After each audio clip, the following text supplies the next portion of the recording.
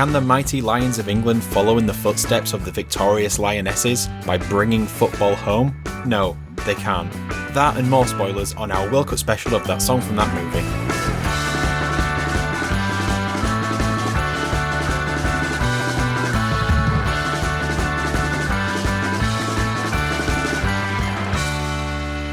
If you can fill the unforgiving minute with 60 seconds worth of distant run. Yours is the earth and everything that's in it. And which is more? You'll be a mason. Come on, Ben, finish it off. I thought I did. No, there is one more line. I can't remember. Oh, we're playing four fucking two. Thank you for joining that song from that movie, the journey through the very best and worst of movie songs. I am your proud 2002 Under-12s Yorkshire Amateurs Challenge Shield semi-finalist host, Dietrich. Wow. What a mouthful. Learning things about you still this day. Yep, and we're joined by the star striker who spits 20 goals a season, Alex. No one's going to get that reference. But, Mr. Komorowski called me the Thierry Henry of Year 10, whereas Mr. Booth just referred to me, who was our history teacher, referred to me as Dimitar Berbatov, so I'll take either of those. Alex was very good at football. Well, you wouldn't know it listening to his voice. No, you wouldn't. Or to see me. Even see you on the football pitch, you wouldn't think it. No. If anybody likes a good slow step over, I'm your man. I still remember our good friend Craig, who would be like, it's so obvious what he's going to do, and yet he always gets away with it. Yeah. And also with us is the man who every Sunday evening tells us that he's done, just completely done with football, but he's always back the following Friday night. Ben. Yep. It's I hate it. I hate being a football fan. It's not enjoyable. No, it's not. It's not. It fills you with just dread and despair and a little bit of hope, and that makes the dread and despair even worse. What must it be like to support a team that does well? Oh, I know. I'd like to go back to the years of obscurity. We're all Leeds fans, by the way, if you're not fully aware of that by now. And it's awful. And it's just It is awful. It's just awful. I only ever won one football-related trophy. Do you remember what this was, Alex? It was terrible. It was a best attitude trophy from a Leeds football camp. Literally, it was because, and I don't even mean this by any sort of decreasing my ability whatsoever. I was hit really hard in the stomach and had an asthma attack, and I think because I kept coming even after that, they came up best attitude. Nothing I did on the pitch or anything. I think it's a step above participation. Yeah, well, I don't think they'd gotten to that point in our society where they were giving them out. Good. I would like to know, in the past fortnight, what have you been watching? Cha cha cha. So I watched the film See How They Run. Oh yeah, I also watched this. Yeah, because it's new on Disney Plus. It was pretty good. I kind of enjoyed it. It was very, very short for a film. Although the film we're discussing this week was also very short, which kind of threw me off a bit because I was expecting it to run like 2 hours plus, like the actual the Kenneth Branagh Agatha Christie adaptations, but it did not. But I enjoyed it.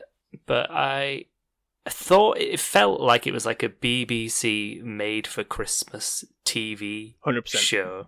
100%. But then they somehow cast Adrian Brody, Sam Rockwell, and Saoirse Ronan because the rest of the cast was very much like these. That person's been in this BBC show. That person is Reece Shearsmith. It felt like it should be better though, given that cast. Yeah, I mean it was a great cast. Don't get me wrong. Also, it felt very underused of Sam Rockwell just pretending he's slightly drunk and not giving him any lines. Yes. Yeah. Acting. That was it. Acting. It was a pretty good British accent though that he was doing. Not that, like you said, there was much of it. Who knew Saoirse Ronan could do Irish that well? I know, yeah. It's almost as if she was from there. Swazi Ronan, yeah. I went to the cinema and saw the Banshees of Inisherin. Oh, yeah. The new one by, is it Matthew McDonagh? What's his name? Martin McDowell. Yeah, the guy who did Three Billboards and yes, and In Bruges. Seven Psychopaths and stuff. Yeah. You can't really call his films enjoyable because they usually end pretty depressing or meh. But I actually really thought it was very good. Probably one of his better ones, actually. I know Alex hates Three Billboards. Well, I just thought, I did think it was overrated. I didn't really get it, I think. Yeah. Conversation for another time. Too much to talk about on that topic. It's probably been on this podcast already at some point. Go Yeah, back probably. and listen to all our episodes to find it. You watch anything, D? I've watched, up to the point of recording, all the released episodes of Andor on Disney Plus, and I wondered whether or not you guys had watched it yet. Nope. I haven't even watched Obi-Wan Kenobi yet either. Obi-Wan was alright. Andor, though, is absolutely fantastic. Is it that good? I've not started it yet. It's incredible. It's one of those things. I think I tweeted it on the our podcast account that it's so good it's wasted on the Star Wars franchise. Nice. It's like Tony Gilroy's written just like 12-part show, and it's split into like 3 episode arcs. It's just so good. You should really Do I watch need it. to have seen Kenobi to watch it? No, There's no connection whatsoever. not to Kenobi. No, the only connection it really has to the larger Star Wars world is it's a prequel to Rogue One. Yes, which I have seen. So There you go. So that's good. that's all you really need to know. I would really recommend it. Like, the first episode will feel slow because it's the first act of essentially a small movie. But yeah, I would really recommend it. I hope it finishes well. Oh no, it's not finished yet. So you've told us how good it is, dear, and it's not even complete. Yeah. Up until the point of worth. when we are recording, it has been fantastic. Okay. Can't wait for the next episode. Shit, no one watch it. Too good for Star Wars. Should I do the caveat now that we haven't got any notes? Oh yeah, do I it. think you've just done This it. is the professionalism. The professionalism. Yeah, okay, so cards on the table here. We have a bit of a mix-up behind the scenes, and nobody's done the notes, like the trivia and the history for this. So, we're winging it. I will use this moment to judge whether we can do this, and I never have to make notes again. Oh yeah, imagine. Oh, God, if it's our best episode ever. They just seem so loose and natural. It's the complete opposite. I'm so stiff right now. Ooh. Okay, interesting choice of words. Oh damn you. Okay, to celebrate the arrival of the men's FIFA World Cup, we are diving into our ball bags for It's On Me Head, Son, Not Off Me Head, Son, from the movie Mike Bassett, England Manager. So to find out what was happening in the world when the movie came out, Time for some history. For very obvious reasons, I'm slowly focusing on movies that came out in this month of September 2001. There's one that I've uncovered that is something that I'm going to quickly have to add to my collection. Oh god. The film is called Rodents, with a Z. Of course. What do we think Rodents with a Z is about? is it a sequel to Ants with a Z? Ooh. Judging by the image, no. Presumably some sort of mutant mice type situation. Bonus points for guessing the tagline for Rodents with a Z. Also known as Altered Species in some countries, apparently had a worldwide release. Altered species. Is it like Rats All Folks? Oh, not bad. That'd be great. Um, It's basically the plot. Well, it's basically the plot of the Spider-Man episodes based around the lizard, about a man who's found a way to regenerate damaged tissue in the body and is experimenting on rats, but the effects are disastrous. of course they are. Does he turn into a giant mutant rat? It looks like it based on this terrible image that's on the poster. The tagline is "Hide the cheese." Oh god. Now, I think that's multi-layered. Yeah, because they've not successfully hidden it. Yeah. It's right there, stinking up all the film. Yes. But it looks like nothing else good came out at this time. Like, there's no huge movies. The biggest one I can find is, well, I mean, you can say Zoolander's a big film, but was it? I don't know. It's not like a sort of a summer blockbuster that you'd expect of September. I think it was a bit of a slow burn, wasn't it? Zoolander. Yeah. I think. Yeah. Also, I mean- some of the releases in September 2001 might have been delayed a few months because of something that happened. Was Spider-Man delayed, or was it just edited? Something was delayed about it. I remember writing it in my notes all that time ago because Sony was called out for like announcing it on September 12th. I remember a lot of films had to go back into editing. Yeah, was it Men in Black 2 that we covered? Oh yeah, that's right. Men in Black 2 had to refilm its ending. Was Spider-Man hanging from the World Trade Centers? Was that in one of the films, or was he just they had to cut it out? He span a web between them, didn't he? Might have just been a trailer, and you could probably find it on YouTube. Yes, probably. I think I've seen it many a times, but yes, nothing needed to be edited in Mike Bassett, England Manager. Which is, We would all be shocked if so. You know, I often say, for those unaware, this might be the most time that's been relevant, because I have no idea. This film is seminal to our childhoods, and I have no idea how aware people are outside of our small sphere of friends. This was a popular film. Was it? Are we going into the film now? Let's do it, yeah. I mean, guys, it's a mockumentary about Mike Bassett, who is an England manager, having only previously managed in the lower leagues, and he, spoilers, takes England to, is it the semi-final where they lose to Brazil? Yeah, eventually, yeah. Who go on to win the World Cup, which is important because we lost to the winners. That's very important. That's important. Seminally important. Go on, Indy. Popular film. Was it? This might come up in Ben's notes had he had done them. But it was popular enough that it got like a spin-off TV show on ITV. Yes, that's true. Like, obviously, it will only been popular in the UK. So, like, if you're someone listening to this podcast outside the UK, there's going to be a lot of references here that make no sense. Why? We do have a lot of American listeners, according to the analytics. Crikey. Anyway, shall I just talk about the film? Yes, go for it. Okay. So, I remember watching this movie all the way back when I was a kid, and thinking it was hilarious, one of the funniest films I've ever seen, and I don't know, probably the best film I'd ever seen. Yep. But looking back, I'm not sure if that was just because I was 10 when this came out, and it was football related, so it was the best thing ever because it was football related. Like the film Goal. Like the film Goal or the Michael Owen cereal. It's the Michael Owen cereal. My God, that tasted like absolute trash. But when you're 9, 10, 11 years old and you love football, it's the greatest thing in the world. Oh yeah, I mean, I had many boxes. Many boxes worth. So I rewatched it, but I had a lot of apprehension going into it, because I knew there was going to be moments that I enjoyed in the film, like Gary Wackett's interview at the beginning. Still hilarious. That interview, it's just a perfect encapsulation of like football media interviews on Sky Sports News. Or like the Mexico halftime talk is like, I mean, an iconic scene of British cinema. But I was really worried that when I watched this film back, it was just going to have aged horribly. There was going to be loads of like offensive jokes that have just you don't laugh, you sort of just go, oh, there's a gay joke here. Oh, there's a racist joke here. It's that sort of thing. Thankfully, I didn't think it was too bad watching it back in terms of the jokes. I still, at times, found it laugh out loud funny. I mean, maybe you could argue that football humour, especially online, has not evolved in 25 years. So definitely. So maybe I'm like rating it on a curve where it's like it's football related and the humour's not too offensive to every single person watching. I did wince a little bit at the what's the striker called? It was like Patrick Bamford. Rufus Smalls. Rufus Smalls.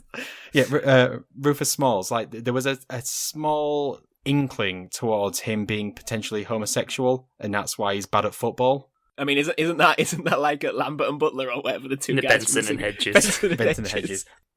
But yeah, viewing it through the lens of being a football fan and knowing where football humour is, I think the movie still is great and it's still worth a watch, and it's still, for the most part, very relevant to how I view the England team.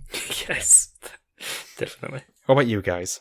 My memories of this film are definitely watching a pirated copy on DVD, which I probably managed to acquire from a market somewhere on the east coast of England. I've been to said market. Yes, and it's come up before this podcast, and so there were definitely people, silhouettes of people getting up and down during the recording, going to buy popcorn and whatnot. And yeah, I just think it's a bit of a gem of a film.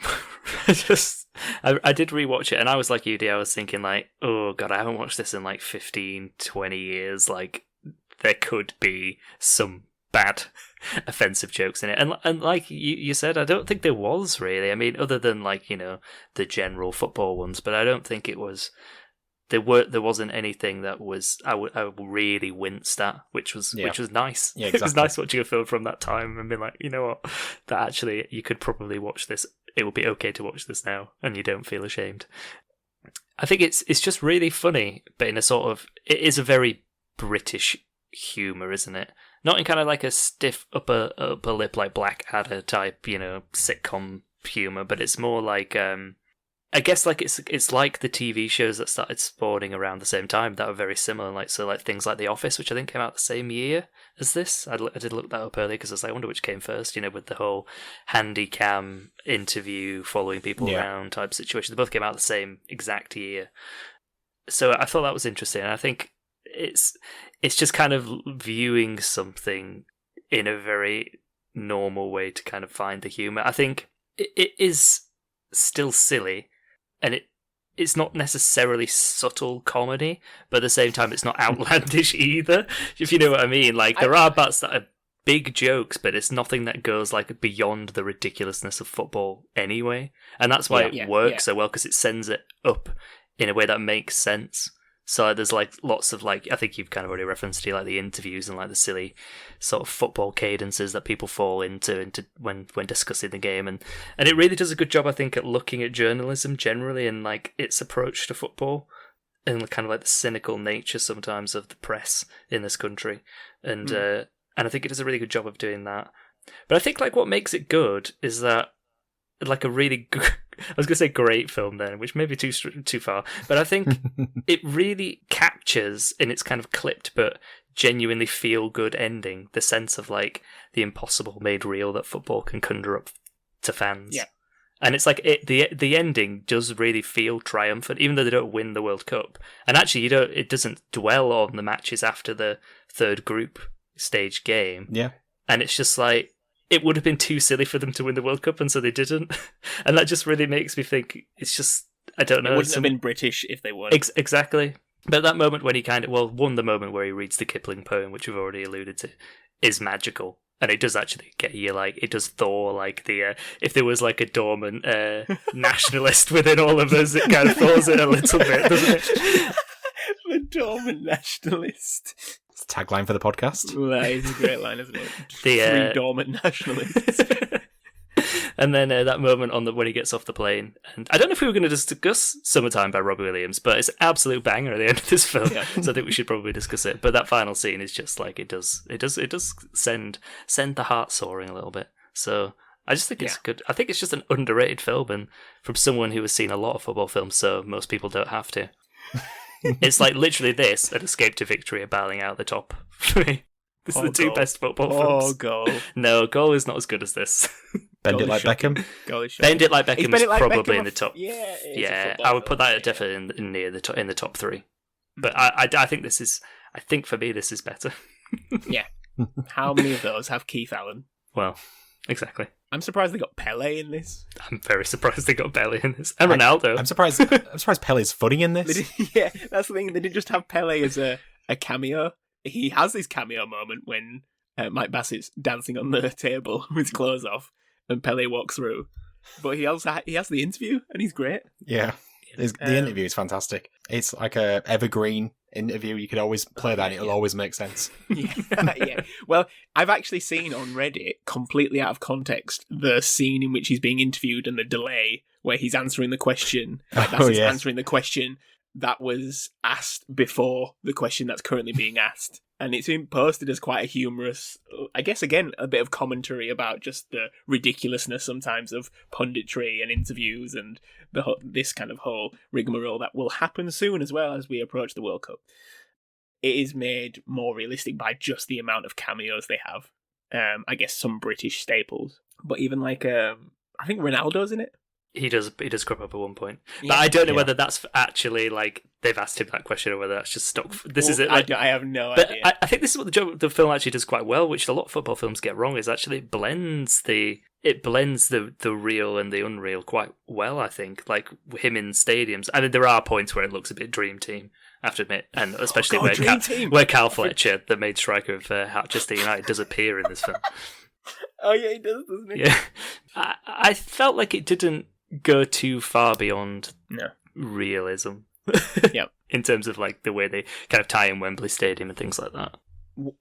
Yeah, because it must have been a small budget. I can't imagine it's been a very big budget. Well, that's the thing. It surprises me. But it always makes me laugh because when you were saying about is this a great film or not, back in my most pretentious days of watching films and like watching just like ridiculously obscure like Norwegian films from the 30s, and I remember being on a a popular list-making website for films, and everyone on it was incredibly pretentious, like super pretentious. And when I posted my top 100 films, there was all these, ridiculous films in, and then Mike Bassett was in there, and I got absolutely ripped for having this English football film in my top 100 list, and it was just, I never went back on the website. Good. Well, those people were wrong. Most of those films have now gone out of my list, but Mike Bassett's still there. Mike Bassett's still there. Moving slowly up, just between Goodfellas and There Will Be Blood. Oh my god. That's the sandwich. That's the sandwich you want. That's a weekend, isn't it? Those three. That's a triple. That's a triple bill. Yeah, you know at which point you're having the Vindaloo. Oh man, my cheeks are hurting already. How do we want to do this then? So does somebody just want to read off IMDb's trivia page now? About what though? Because there's nothing about the song. Well, no, we're still in the film, aren't we? We haven't gone into the song yet. But what do you want to talk about with? Am I right in thinking that England did get knocked out by Brazil in the 2002 World Cup? They did, yeah. That followed. Yeah. But in the quarterfinals, not semis. Ah. Yeah, so it's almost Me mirroring. in primary school sat on the rug in the morning. Okay, that was one piece of trivia. To be fair, it fortunately skips the worst parts of being an English football fan, because no matter what, the recent times we've had, which have been fantastic, I have incredible memories of the 2018 World Cup, and I've got, some very, very, very good memories of the last Euros. But I've also got some fucking shit memories of when we lost. And the hope both times, because we go in front and it kills me, and I'm sitting in the car, I've not said goodbye to anyone, and my arms are crossed, and I just want to cry. And fortunately, even how good this film is and the build-up and the narrative, if they'd have had a little bit from that Brazil game in it and watching us lose 1-0 in a fake film about a fake football match and a fake manager, I'd have felt shit. Yeah, I completely get that. Completely get it. Exactly. Oh, man. Apparently there's an alternative ending for this film I've just seen. What? Go on. Tell us. Yeah.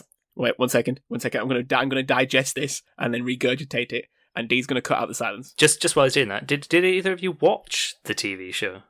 I watched it. I started watching it. I thought it was crap. I remember watching it at the time and thinking it was terrible. Yeah, same. I remember there was an attempt at a sequel to this, though, that was like a Kickstarter, but it didn't make enough money. Oh my god, this is amazing. This is amazing, Alex. Go on. Oh Alternative ending. Okay. Mike rejects a 4-year extension. They appoint a foreign manager as his replacement. Sven. Gary Wackett is now retired and is now on Gladiators. Brilliant. Rufus Smalls is given the captaincy back. On question of sport, apparently. All right, okay. Wait, this is the alternative ending? This is the alternative ending. Kevin Tonkinson is the Gaza character of the film. Yeah. He's now the manager of a local pub. Makes sense. Where Mike is seen coaching players on a sandy field. And Mike Bassett is the manager of Bolivia. That sounds like it was going to do like everyone's having a party and there's a freeze frame with text coming up at the bottom saying what's going to happen to them. Yeah, it definitely does. He's probably playing some Stone Roses song or something. Yeah, exactly. Yeah. Apparently the film ends with Mike jumping on board a red Jeep and driving off with Karen and Jason. Is that the guy? His two assistants? Yeah, this is probably his wife. He's his wife and son. Right for a son. It should have been Bradley Walsh and the other guy. Yeah, the guy from Raised by Wolves. I've got 2 words for you. Daewoo. You've stolen my closing line. Your ending. Yeah. But he does that'll be the Daewoo. Oh, I can just regurgitate moments from this film. They're jokes that I think if you're not British, that's not funny. No, probably not. The most British thing is Bradley Walsh. Oh, great game. No, but they didn't do well, did they? No, terrible game. Terrible group of lads. Oh, right. So how do we talk about this song? Because, ladies and gentlemen, this song's not real. What? It's not a real song. I really struggled to find the lyrics, by the way. I was looking online, there's lots of websites that were lyrics to the song, and just none of them had the lyrics. Really? I don't know if you do too much to find them. There isn't many, no, but it's hard to distinguish some of the things that they say. But I did work it out. I played it slowly. Atomic Kitten is a real group. It's a very, very real group that was seminal probably in all of our childhoods, just as this film was. Yep. Formed a lot later than I thought they did. They were formed in 1998. I felt like they were around well into my early days. I guess they spawned from the wake of Girl Power and Spice Girls. The wave that just kind of comes out afterwards. So this is probably at their height. So they had 3 number ones. Can you name them? The 3 number ones. Whole Again. Twice. Yep. Eternal Flame, probably. Yeah. Yep. Ooh. Tide is High? Yeah, well done. Well Ooh, done. Dee, Well done. pulled Look that one at out you of there. guys. Two Look at you. covers there. In fact, are they 3 covers? The Whole Against not a cover, is it? I assumed like they were like a Westlife, in which did they have any real songs? But obviously as well they had 2 lineups. So the original Whole Again had Kerry Katona, but Kerry Katona isn't in this film. But nor is Natasha, and the film makes a joke about that. I assume that she actually genuinely couldn't be in the film. I assume, yeah. I don't think she was too big to refuse. Yes. Whilst we've been talking, I found the trivia about that. Oh, go on. Okay, so Natasha Hamilton had been hospitalised with a ruptured appendix just days before the song was due to be recorded and the scene was due to be filmed. So the song is actually sang by Lily Allen. What? Oh, so because they got Keith Allen in there. Yeah, is so it pre-Lily Allen? It'd be way before she was before she'd Wow. released Smile. I think that would have been in like 2007 or 8, maybe. Maybe. I've realised we've not actually talked about what it is. Yes. Yeah, So so it's very common for people unaware that when a World Cup or even a Euros is round the corner, a song is released coupled with the hopes and dreams of a nation pinned on one song. Now, most of them are terrible, but some of them have actually been absolutely iconic. Yep. There's an attempt in this film for Atomic Kitten, spearheaded by Keith Allen, an actor, shall we say, in air quotes, to put forward a song called On My Head Son, Not Off My Head Son. Yep. It's a shocking song. It's taken inspiration from some of the 80s ones in which the actual footballers took part. Yeah. It's not really been a thing for a while, has it, that? No, I mean, obviously, the fact that Keith Allen in there is significant in that he was in the video for World in Motion, Which is the greatest football. which is definitely up there. England song. No, It it's not the greatest. It's up there. What's the greatest? What's the It's the greatest? Lions. Embrace. Embrace. It's James Corden. No, it's Three Lions. Oh yeah, of course. Yeah, I forgot about the 3 line. Why would I forget that? World Emotion is up there, but it's not the best. Yes, no, I will quickly concede that I forgot about the obvious one. He was also in the video for Fat Les Vindaloo as well, wasn't he? So I think He was. that is why he's in this film. That's why Keith Allen's in. Yes. So it's not a real song. It's very brief, but it kind of it fits because Atomic Kitten really could have done one of these songs. In a way, I've just quickly glanced through just to make sure, did they do one? Did they do an actual song? Well, they later re-recorded Whole Again with Gareth Southgate-related lyrics. Yeah, which is what I was just recognising that and being very obvious. So the parody became real.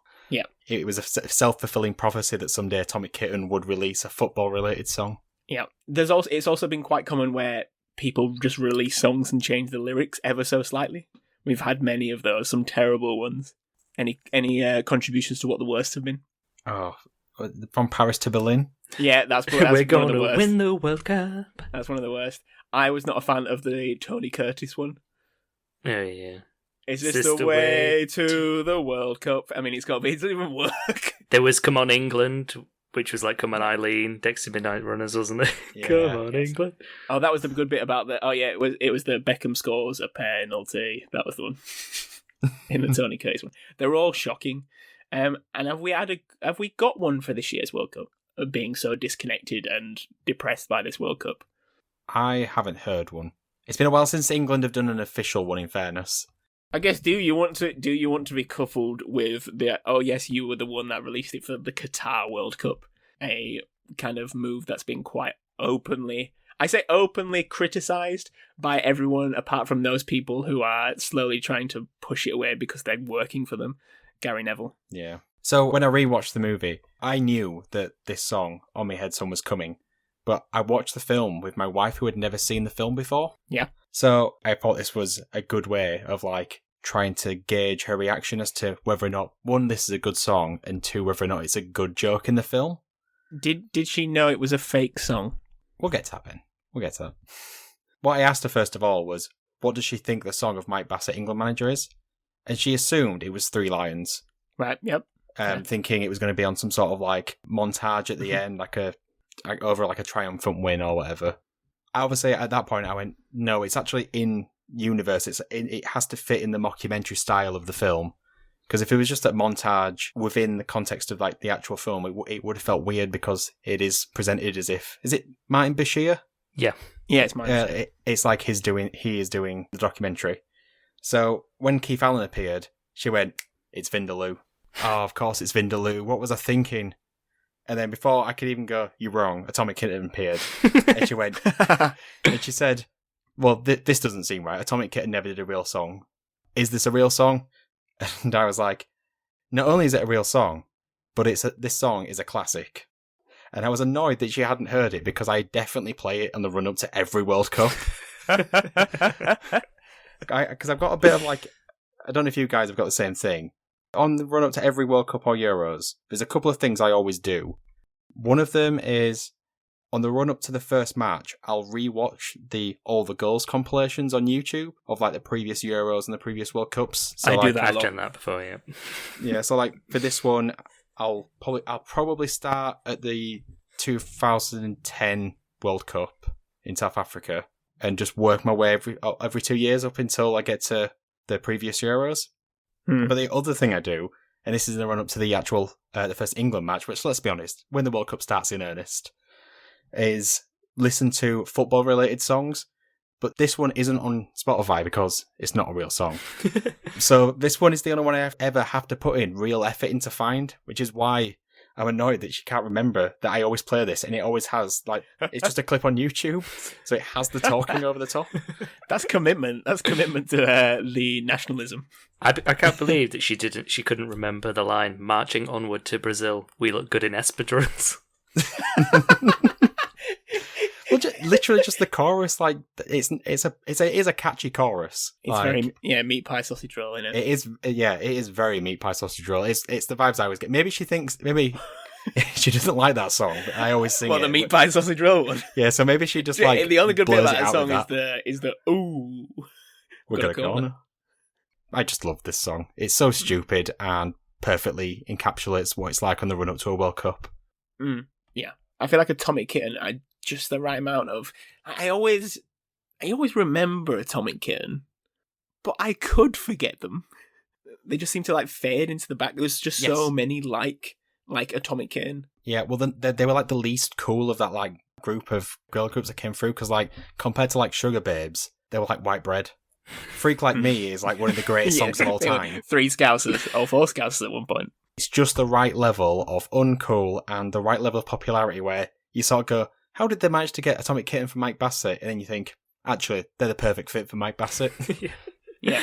And it makes it all the better, even though it was accidental. There's only 2 of them. It adds perfectly to the story of the film. Like nothing's going right. Do you remember the big reunion? Oh, the TV show. Yeah. Do you remember that on ITV? Yeah. Where it got all those groups together after a long time. For I guess again the girl groups. Well, not just the girl groups, but those pop groups that exploded in the late 90s, early 90s, like Liberty X, like Five, who were incredible. Bewitched. 911. I mean, who was in 911? I couldn't tell you. Exactly. A guy in it was called Jimmy Constable. How can you be in a pop group called Jimmy Constable? The other guy's called Spike Dorbarn. Now that's a lot better name. Jimmy Constable. Christ. It's not a real thing. Top 5.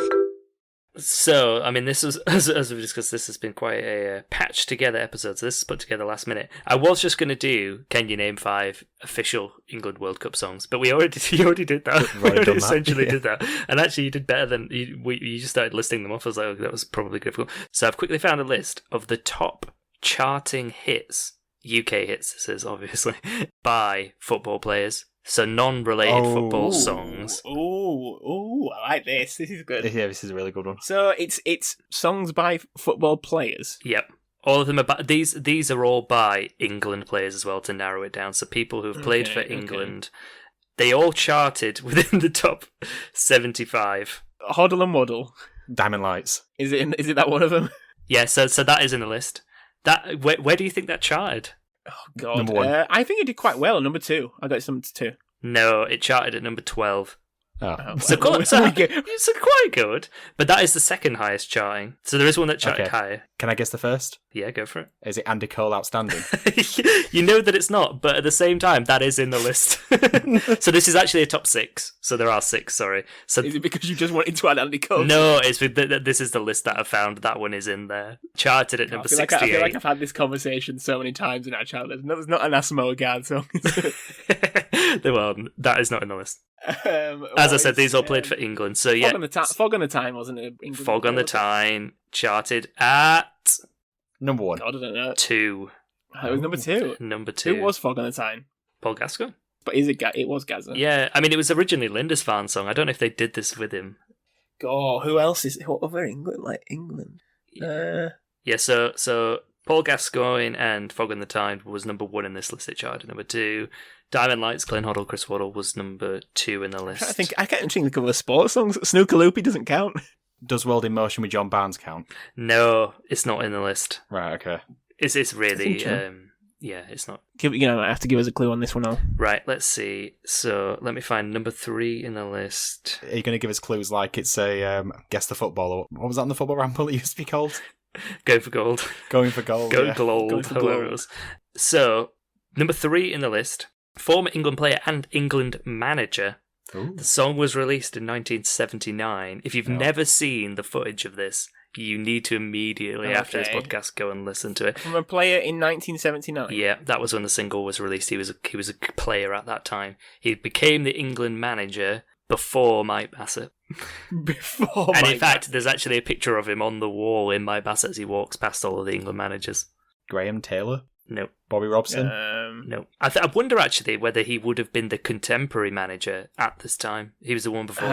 Glenn Hoddle? Nope. After Glenn Hoddle. Keegan? Kevin Keegan. Kevin Keegan had a song. Yeah. I don't know this one. The song is called Head Over Heels in Love. This would have been on Football Ramble. It charted at number 31 in 1979. Go watch it. I mean, he was a bloody attractive man, wasn't he? Unbelievable. It's like you can't believe what you're watching. British Rod Stewart. British Rod Stewart. Go on, give us a clue for the next one. Oh, what a hideous man. So, charted at number 43. Oh. And it was in 1993, so this player was a contemporary player at the time. I don't know whether he would have played for England at this point. He did later go on in his career to play for England. Tim Flowers. Imagine if he got it right just based on that. So I'll give you a description. Do the Right Thing, which is the name of the song, is a dance tune tailor-made for the early 90s. The track was written by avid Arsenal fan and one half of the Pet Shop Boys, Chris Lowe. So there might have been a hint in there. Arsenal player. It's not Ian Wright. It is Ian Wright. It is Ian Wright. Ian Wright had a song as well. Wow. Yeah, it wasn't Carpet Right either. Do the Right Thing. And that charted number 43. That was a clue. Oh, we should have... Yeah, that's it.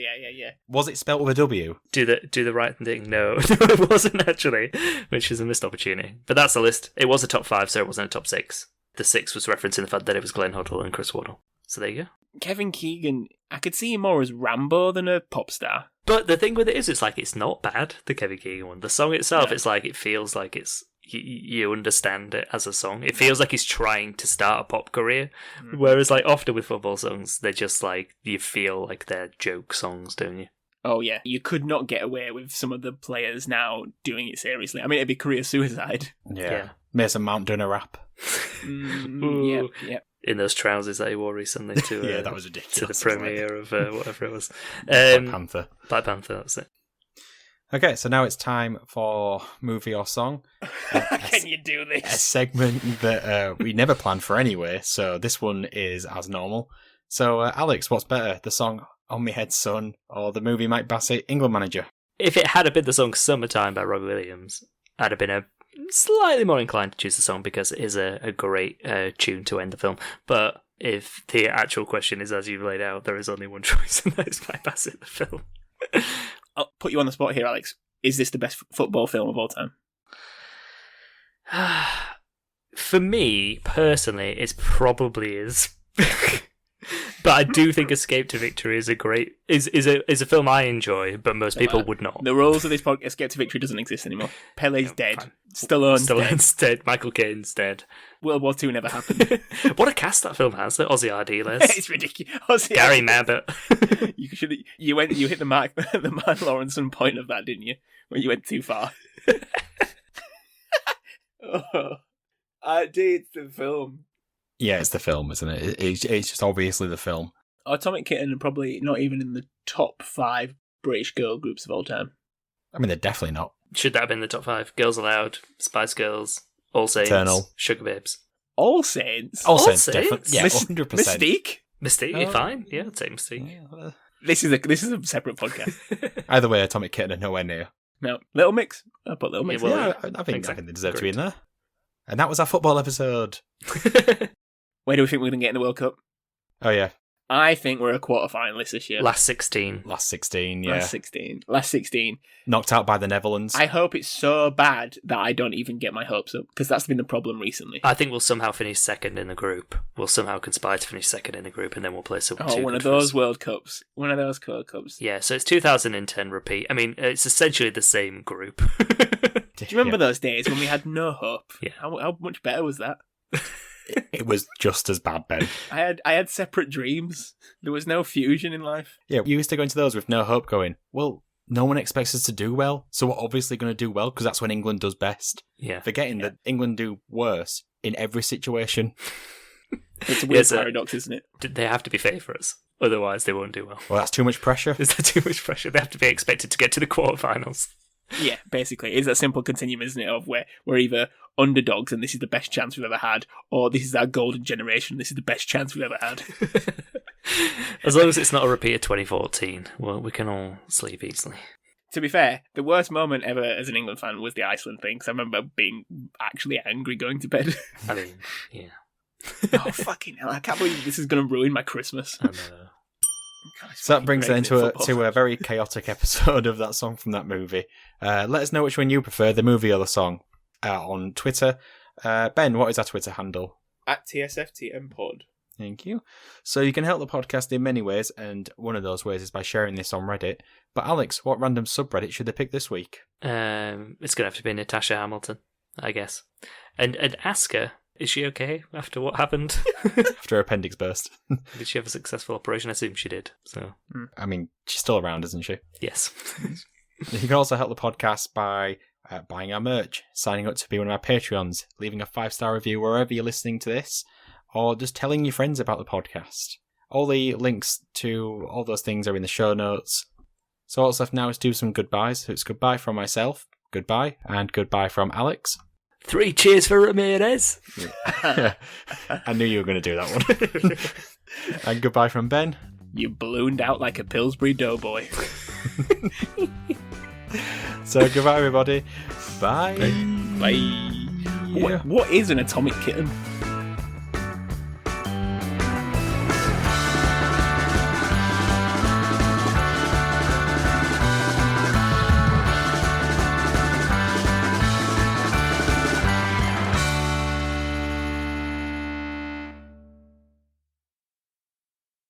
We need to talk about Diamond Lights. That is an actual banger of a song. It Yeah, it is, is. yeah. It is a fantastic It's a song. great song. I feel like if you didn't know it was by Chris Waddle and Glenn Hoddle, you'd be like, this is a great song.